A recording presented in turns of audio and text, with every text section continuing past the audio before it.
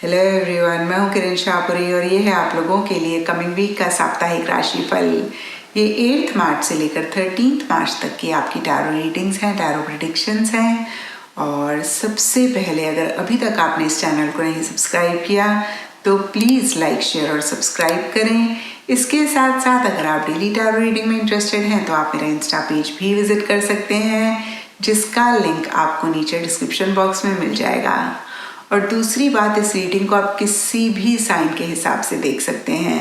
सन sign, moon sign, ascendant या फिर नाम के हिसाब से भी राशियां होती हैं, उसके अकॉर्डिंग भी आप इस रीडिंग को देख सकते हैं।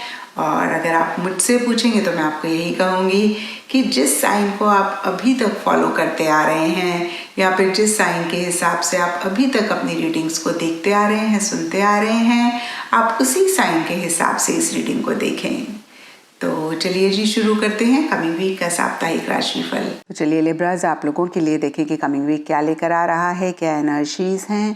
तो प्रोफेशनल फ्रंट के लिए आप लोगों के लिए कार्ड्स हैं 6 of cups and financial and material changes.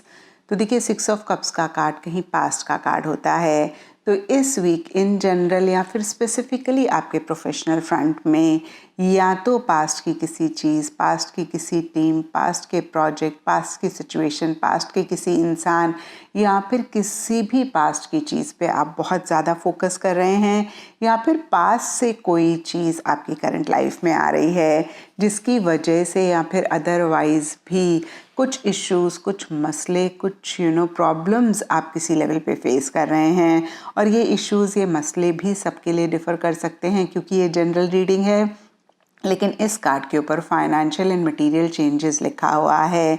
तो मटेरियलिस्टिक टैंजिबल चीज़ों से रिलेटेड, मनी, पैसे से रिलेटेड ये इश्यूज़, ये मसले ज़्यादा रहते हुए दिख रहे हैं। और देखिए, इन इश्यूज़, इन मसलों को लेकर आप कितने परेशान होते हैं, ये डिपेंड करेगा कि आप मेंटली इमोशनली कितने वीक हैं, कितने स्ट्रांग हैं। क्योंकि जब हम मेंटली इमोशनली बहुत स्ट्रांग होते हैं तो बड़े से बड़ा मसला हमें छोटा लगने लगता है। और जब हम मेंटली इमोशनली बहुत वीक होते हैं तो छोटे मोटे इश्यूज़ भी हमें बहुत बड़े लगने लगते हैं। तो देखिए, नटशेल में अगर आप बहुत ही स्ट्रांगली हर चीज़ को डील करेंगे तो बहुत ही ईजीली आप इन चीज़ों से निकल भी पाएंगे। और कुछ लोगों के लिए हो सकता है कि अगेन कुछ इश्यूज़, कुछ मसले हैं और पास्ट के किसी इंसान की वजह से आप इनको डील कर पा रहे हैं, या फिर पास्ट का कोई इंसान इस प्रोसेस में, ऐसी सिचुएशन में आपके लिए बहुत सपोर्टिव, बहुत कोऑपरेटिव हो रहे हैं। देखिए, ये जनरल रीडिंग है तो फिर से मैं कहूँगी थोड़ा थोड़ा सबके लिए डिफ़र कर सकता है। एंड पर्सनल फ्रंट के लिए आप लोगों के लिए queen of wands and sacrifice के कार्ड्स हैं। और देखिए, दोनों ही कार्ड्स एकदम से कॉन्ट्री एनर्जीज़ की बात करते हैं। जहाँ क्वीन ऑफ वॉन्ड्स का कार्ड अप फ्रंट होकर चीज़ों को डील करने की बात करता है, बहुत एंथुजियाज़म, बहुत एक्साइटमेंट के साथ एक्शन, इनिशिएटिव्स लेने की बात करता है। वहीं सैक्रिफाइस का कार्ड कहीं चीज़ों से किसी लेवल पे विड्रॉ करने की बात करता है, कहीं एक स्टक एनर्जीज में भी रहने की बात करता है। और कुछ ऐसा ही आप लोगों के लिए भी स्पेसिफिकली आपके पर्सनल फ्रंट में रह रहा है, जहाँ पे सरफेस लेवल पे हो सकता है कि आप बहुत बोल्डली, बहुत करेजियसली हर चीज़ को डील करना चाह रहे हैं, आप एक्शन, इनिशिएटिव्स लेना चाह रहे हैं या फिर ले रहे हैं, लेकिन डीपर लेवल पे आप बहुत स्टक महसूस कर रहे हैं और कहीं डीपर लेवल पे आप कॉम्प्रोमाइज़ेस, एडजस्टमेंट्स कर रहे हैं। तो देखिए, जब हमारी एक्सटर्नल और इंटरनल एनर्जीज़ में एक अलाइनमेंट नहीं होती है तब हम परेशान होते हैं। तो देखिए, यहाँ पे कुछ लोगों के लिए हो सकता है कि आप एक्शन, इनिशिएटिव्स लेना चाह रहे हैं और कहीं नहीं ले पा रहे हैं या नहीं ले रहे हैं उस तरीके से। और कुछ लोगों के लिए हो सकता है कि भाई आप विड्रॉ करना चाह रहे हैं लेकिन आप उस तरीके से बैक सीट नहीं ले पा रहे हैं। तो थोड़ा सा पॉज करके आप ज़रूर अपने आप से पूछें कि आप क्या चाहते हैं, और जो आप चाहते हैं उसी तरीके से अगर आप चीज़ों को डील करेंगे तो देखिए आप बियॉन्ड द पॉइंट परेशान नहीं होंगे। लेकिन अगर हम चाहते कुछ और हैं, करते कुछ और हैं, सोचते कुछ और हैं, बोलते कुछ और हैं, तो हमारी लाइफ में होता भी कुछ और है। तो इन्हीं एनर्जीज़ में एक अलाइनमेंट आप ज़रूर लेकर आएँ, या फिर मैं कहूँगी कि इन्हीं एनर्जीज़ में एक बैलेंस आप ज़रूर लेकर आएँ।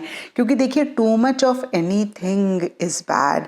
अगर हम टू मच इनिशिएटिव्स ले रहे हैं तो वो भी कहीं हमें पॉजिटिव रिजल्ट नहीं देता है, या फिर हम टू मच ही विड्रॉ कर रहे हैं तब भी हमारी लाइफ में इश्यूज़ होते हैं। तो देखिए इस चीज़ की चेकिंग आप इस वीक ज़रूर कर लें।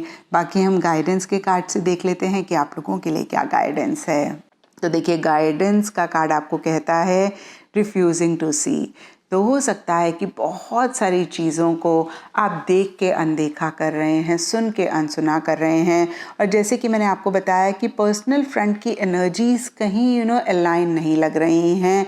जहाँ पे आप कर कुछ और रहे हैं, आप चाह कुछ और रहे हैं। तो देखिए बहुत इम्पॉर्टेंट है, अगेन मैं कहूँगी लिब्रास, कि आप इन एनर्जीज़ में एक अलाइनमेंट लेकर आएँ। क्योंकि क्या होता है ना, जब हम चीज़ों को नहीं एक्सेप्ट करते हैं, या फिर जब हम चीज़ों को देख के अनदेखा करते हैं, सुन के अनसुना करते हैं, तब टेम्परेली हम एक सुकून, एक पीस ऑफ माइंड अपनी लाइफ में ले आते हैं। हालांकि देखिए बैक एंड पे हमें पता होता है कि हम चीज़ों को इग्नोर कर रहे हैं, तो एक कंप्लीट पीस तो हम नहीं एक्सपीरियंस करते हैं।